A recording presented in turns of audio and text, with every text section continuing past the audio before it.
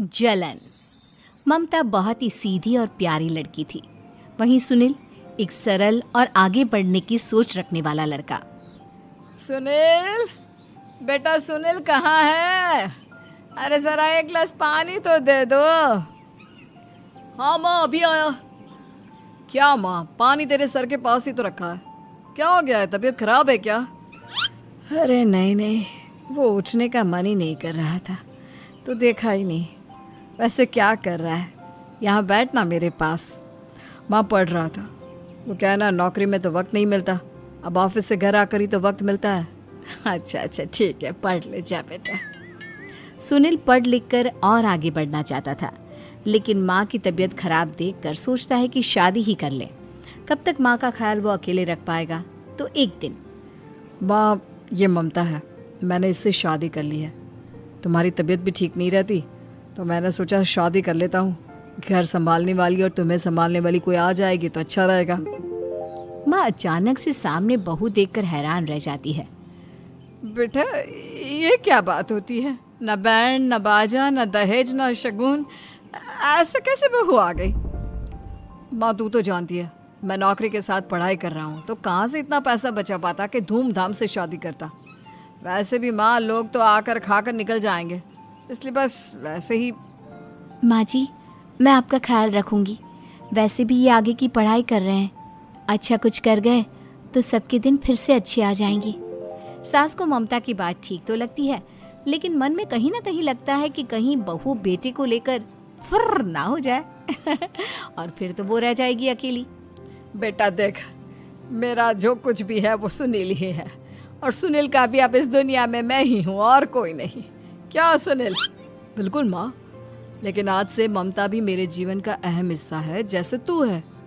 सास को बड़ा बुरा लगता है कि उसकी सल्तनत में कोई और हिस्सेदार कैसे हो सकता है। कैसे कोई और उसके 30 साल के बेटे की जिंदगी में अचानक से आकर बराबर का हिस्सेदार बन सकता है।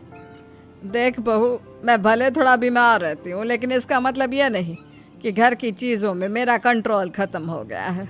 मैं आज भी इस घर की रानी हूँ, समझी? बेटा सोचता है कि ये माँ को अचानक से क्या हो गया। कल तक जो माँ कहती थी कि जिंदगी का कोई भरोसा नहीं, वो अचानक से जंग के मैदान की झांसी की रानी कैसे बन गई? माँ क्या हो गया है? सब ठीक है ना? अचानक कैसी बात कर रही हो? ममता का आज पहला दिन है, स्वागत करो उसका। आसपास की आंटियों को बुलाओ, नई दुल्हन की मुंह दिखाए करवाओ। खैर, सास होने का फर्ज निभाती है और बाद में एक सहेली के साथ बाहर निकल जाती है। क्यों री बताया नहीं कि बेटे का ब्याह कर रही हो? वैसे तो सारा दिन हम ही में घुसी रहती हो। अरे मुझे भी तो अभी पता चला, क्यों अचानक सर पर लेकर आ गया। कहता है बहू है माँ तुम्हारी, अब इसको भी इतना ही मैं प्यार करता हूँ जितना तुझे करता हूँ। लो जी, ये क्या बात हो गई? क्यों इतना प्यार करता है? अरे माँ का प्यार तो ज्यादा होता है। अब उसको तो कोई दूसरा पति मिल सकता है, लेकिन तुम ही बताओ, क्या माँ की ममता किसी और की हो सकती है? ना जी ना, बेटे को समझाओ ये बात। अरे क्या समझाऊं, मुझे तो खुद ही समझ में नहीं आ रहा कि क्या हो रहा है। जो बेटा कल तक माँ माँ करता था, अचानक से बीवी बीवी का राग आलाप रहा है। देखा, उसकी बीवी ना सुंदर और जवान है। सुंदरता के आगे तो एक से एक नहीं टिके, तो तेरा बेटा किस खेत की मूली है? सास को भी समझ में आ जाता है कि बहू की सुंदरता के आगे माँ का प्यार किसी काम का नहीं। उधर बीवी, ए जी, अम्मा जी सहेलियों को छोड़ने गई थी, अभी तक आई नहीं, हम देख आए क्या? अरे रहने दो ना, आ जाएंगी। कहाँ जाएगी, उनकी आदत है, एक बार जाती है तो पूरी पंचायत खत्म करके ही आती है। अच्छा ही है, खाना वाना खा कर गई होगी। छोड़ो ना, घूमेगी तो खाना पचेगा, नहीं तो ऐसे ही खाट पकड़ लेगी। बहू भी शांत हो जाती है। उधर सास सोचती है कि आज थोड़ा देर से ही घर जाती हूँ, जब बेटा परेशान होकर ढूंढेगा तब मजा आएगा। बीवी को खुद ही पता चल जाएगा कि माँ के आगे उसकी दाल नहीं गलेगी। लेकिन वहीं दूसरी ओर घर पर, ए जी, माँ जी अभी भी नहीं आई, हमको तो घबराहट हो रही है कि क्या करें, जाकर पता करें किसी के घर। अच्छा, कहाँ जाओगी ये भी बता दो। पहला दिन है तुम्हारा इस घर में और एक ही दिन में मोहल्ला छानोगी क्या? हाँ, तो आप भी तो नहीं जा रहे हैं ना, हमको फिक्र हो रही है। अरे यार, ये रोज का है अम्मा का, खाओ और सो जाओ। बस फिर क्या था। बेटा बहू खाना खाते हैं और कमरे में सोने चले जाते हैं। उधर जब सास को कोई देखने नहीं आता तो वो हार कर घर आ जाती है, जहाँ वो देखती है कि सारे घर की लाइट्स बंद है। सास को गुस्सा आता है, बहू, ममता बहू कहाँ हो? लेकिन सारे दिन की थकी बहू को ऐसी नींद आती है जैसे किसी ने भांग की गोली खिला दी हो। वो तो नहीं उठती। उठकर आ जाता है बेटा। अरे क्या बात है अम्मा, काहे चिल्ला रही हो? अरे सो जाओ ना, सुबह की थकी है बहू, वो सो रही है। जोर से बोलोगी तो नींद खुल जाएगी उसकी। माँ को गुस्सा आ जाता है। फिलहाल तो सो जाती है, लेकिन मन ही मन ढेर सारा जहर बहू के लिए भरा होता है। सुबह बहू चाय बना रही होती है कि सास धीरे से गैस तेज कर देती है, जिससे चाय का बर्तन जल जाता है। और जैसे ही बहू चाय का बर्तन उठाती है उसका हाथ जल जाता है। मेरा हाथ जल गया। वो जोर जोर से चिल्लाकर इधर उधर भागती है कि सास थोड़ी देर में उसके हाथ में पानी डाल देती है। हाय रे बहू, क्या कर रही हो? पहली बार रसोई छुई हो क्या? सासू माँ गलती से गैस तेज रह गई थी और बर्तन जल गया, जिससे मेरा हाथ जल गया।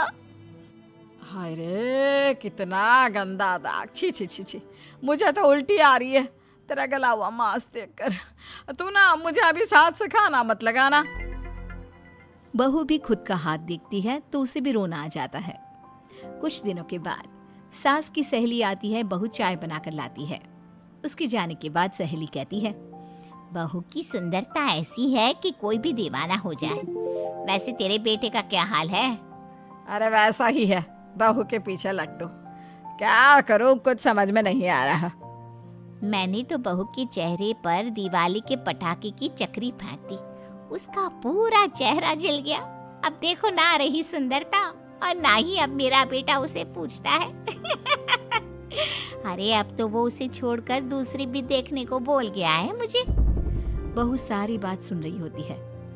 आंटी एक बात बताइए, क्या भरोसा है कि दूसरी सही आए और आपके अनुसार रहे? देखिए आंटी, मेरी सासू माँ को गलत बात सिखाने की जरूरत नहीं है। हमारा परिवार साथ में खुशी से रह रहा है। देख बहू, मेरी सहेली की बेइज्जती ना कर, वही अच्छा रहेगा तेरे लिए, समझी? बहू नहीं मानती है। वो बार बार उनकी सहेली को घर से निकल जाने को कहती है। तभी सास की सहेली पास के चूल्हे से लकड़ी लाकर बहू के चेहरे पर लगा देती है। बहू जोर जोर से रोने लगती है। अरे ये क्या कर दिया? मैंने कहा किया, ये तो तूने किया। तू ही नहीं चाहती थी कि बहू बेटे के साथ रहे, भला मैं क्यों करूंगी? मैं तो चली, निपटो अब। बहू रो रही होती है, दर्द से चिल्ला रही होती है, लेकिन सास उसे डॉक्टर के पास नहीं ले जाती। तभी पति आता है। क्या हो गया ममता? ये दाग कैसे लगा? तुम कैसे जली? ममता कुछ नहीं कहती, बस दर्द से करा रही होती है। पति माँ की तरफ देखता है। हो ना हो माँ, ये पक्का आपका काम है। आप ही ममता से जला करती थी ना। देखना माँ, अब पुलिस आएगी, केस बनेगा, लेकिन पहले मैं ममता को अस्पताल लेकर जा रहा हूँ। सभी अस्पताल जाते हैं, जहाँ डॉक्टर ममता की सास से कहते हैं, आपने तो नहीं जलाया ना बहू को? अब ममता की सास के तो पसीने छूट रहे होते हैं। वो घबरा कर कहती है, ना ना डॉक्टर साहब, कैसी बात करते हैं? हम क्या जलाएंगे अपनी बहू को? डॉक्टर ममता के पति से पूछते हैं। देखिए, क्योंकि ये ससुराल में जली है तो मामला पुलिस का बनता है, तो आप पहले पुलिस को बुलाइए, तभी इलाज पूरा होगा। सास डर जाती है कि अब तो बच्ची जिंदगी जेल में ही रहना होगा। रहने दीजिए ना, पुलिस को क्यों बुलाना? सारी हंसी खत्म हो जाएगी जब पुलिस के डंडे पड़ेंगे। बहू को जलाना भले ही बहुत आसान हो, लेकिन उसके बाद सारी जिंदगी जेल की हवा खाना। सास डर जाती है। पुलिस आती है। पास लेटी दर्द से करा रही ममता स्टेटमेंट देती है। तो क्या हुआ था? कैसे जली आप? ममता पास खड़ी सास को देखती है। बेटी बताओ, कैसे जल गई तुम? ओए, काका का किरण वाली शाहरुख, चुप, बिल्कुल चुप। सास चुप। सभी इंतजार करते हैं कि ममता क्या बोलेगी। जी मैं खाना बना रही थी, लकड़ी उड़कर मेरे ऊपर गिर गई और मैं जल गई। सास बहू की बात सुनकर रोने लगती है। देखा माँ, कितनी समझदार है ममता। ये चाहती तो, हाँ बेटा, ये चाहती तो मैं आज जेल में होती। मुझे माफ कर दे, मैं आगे से अभी कभी ऐसा नहीं करूंगी। बहू के साथ मिलकर रहूंगी, मुझे माफ कर दे।